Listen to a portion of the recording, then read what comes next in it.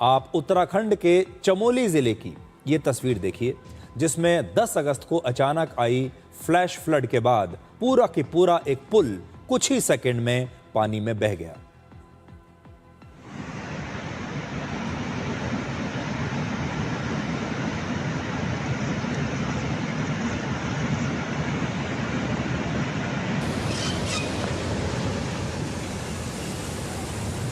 ये ब्रिज जाएगा, ब्रिज जाएगा, ब्रिज का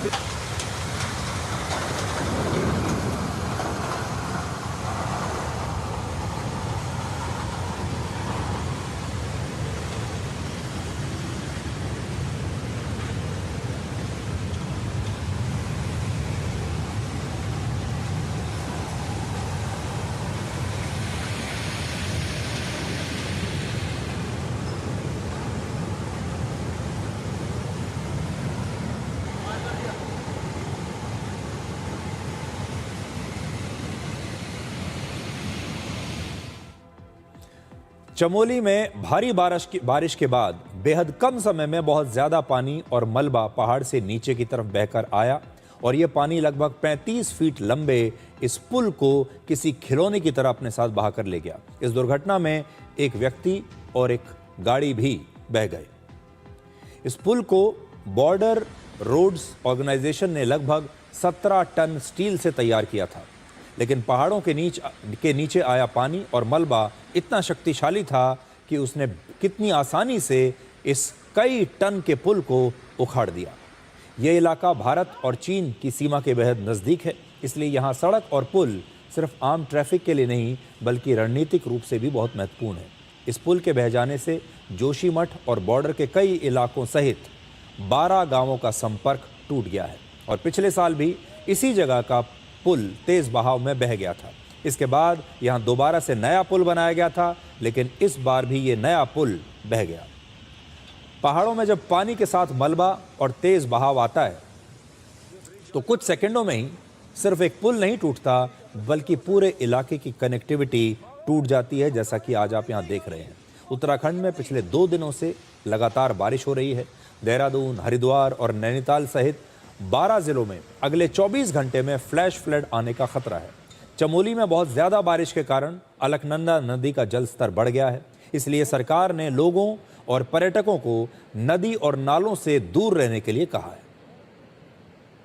अलकनंदा किनारे रहने वाले समस्त क्षेत्रवासियों से अनुरोध है कि वह सुरक्षित स्थानों पर चले जाएं, क्योंकि नदी का प्रवाह बढ़ने की संभावना है। मौसम विभाग का यह अनुमान है कि 12 और 13 अगस्त को उत्तराखंड में बारिश कुछ कम हो सकती है, लेकिन 14 अगस्त से इसमें फिर से तेजी आएगी। इस हफ्ते स्वतंत्रता दिवस यानी 15 अगस्त शनिवार को पड़ रहा है और उसके अगले दिन रविवार की छुट्टी है। ऐसे में दिल्ली और आसपास के इलाकों से बड़ी संख्या में लोग हिल स्टेशंस पर जाते हैं वेकेशन के लिए, लॉन्ग वीकेंड के लिए, और उत्तराखंड के मसूरी, नैनीताल या फिर हिमाचल प्रदेश के शिमला और मनाली जैसे हिल स्टेशंस पर बड़ी संख्या में लोग जाते हैं। लेकिन जो लोग अपनी छुट्टियां मनाने के लिए इस बार पहाड़ों पर जाएंगे, उन्हें ट्रैफिक जैम के साथ साथ खराब मौसम का भी सामना करना पड़ सकता है। इसलिए आप सबको हम ये चेतावनी दे रहे हैं कि आप अगर जा रहे हैं किसी भी हिल स्टेशन पर तो बहुत सोच समझ कर जाइए।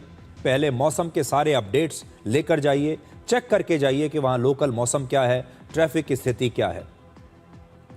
मसूरी में अभी से ही पर्यटकों की भीड़ लगनी शुरू हो गई है और वहां पर अब भी कई जगहों पर लंबे जैम लग रहे हैं। उनकी तस्वीरें मसूरी से आ रही है। जब मौसम खराब हो, फ्लैश फ्लड और लैंडस्लाइड का खतरा हो, तब हजारों गाड़ियों का एक साथ पहाड़ों की तरफ जाना अपने आप में एक बहुत बड़ा रिस्क पैदा करता है। इसलिए अगर आप भी इस वीकेंड पर उत्तराखंड या हिमाचल प्रदेश जाने का प्लान बना रहे हैं तो घर से निकलने से पहले मौसम चेक कर लीजिए, सड़कों की हालत चेक कर लीजिए और ट्रैफिक की जो लेटेस्ट खबरें हैं, अपडेट्स हैं, उन्हें भी ज़रूर चेक करें और उसके बाद ही आप अपने घर से निकलें। वरना एक बार अगर आप वहां गए और फंस गए तो फिर आपको अगले हफ्ते की भी छुट्टी लेनी पड़ेगी। आज भारत सरकार ने लोकसभा में एक सवाल के जवाब में ये बताया है कि क्लाइमेट चेंज की वजह से हिमालय के पहाड़ों पर ज़्यादा इस प्रकार की घटनाएं हो रही हैं और बारिश बहुत तेज़ी से हो रही है। इसी की वजह से फ्लैश फ्लड और लैंडस्लाइड जैसी घटनाएं वहां पर बढ़ गई हैं। गृह राज्य मंत्री नित्यानंद राय ने यह जानकारी दी है संसद में कि हिमाचल प्रदेश में बादल फटने और ज़्यादा बारिश होने के पैटर्न के अध्ययन के लिए एक अलग से टीम बनाई गई है। इस टीम को सबसे ज़्यादा प्रभावित इलाकों की ज़मीनी स्थिति का अध्ययन करने का काम सौंपा गया है और भारत सरकार का ये कहना है कि जो घटनाएं हिमालय के क्षेत्र में बढ़ रही हैं, इसके पीछे दो कारण हैं। एक है कि क्लाइमेट चेंज, जिसकी वजह से मौसम का पैटर्न लगातार बदल रहा है, और दूसरा है इस पूरे इलाके में जो कंस्ट्रक्शन बढ़ रही है, जो निर्माण कार्य लगातार हो रहा है, बड़ी संख्या में लोग जो वहां पर पहुंच रहे हैं, ये भी एक कारण इसका हो सकता है। उत्तराखंड और हिमाचल प्रदेश के बाद नेपाल में भी बारिश के बाद पहाड़ों पर खतरा बढ़ गया है। नेपाल के बाजुरा जिले में एक विशाल पत्थर तेज रफ्तार से पहाड़ से नीचे गिरा और इसने एक बस को जबरदस्त टक्कर मारकर नीचे धकेल दिया। अच्छी बात यह थी कि इस बस के अंदर कोई यात्री उस समय मौजूद नहीं था, वरना यह दुर्घटना एक बहुत बड़ी ट्रेजेडी में बदल सकती थी। यह तस्वीर आप देखिए।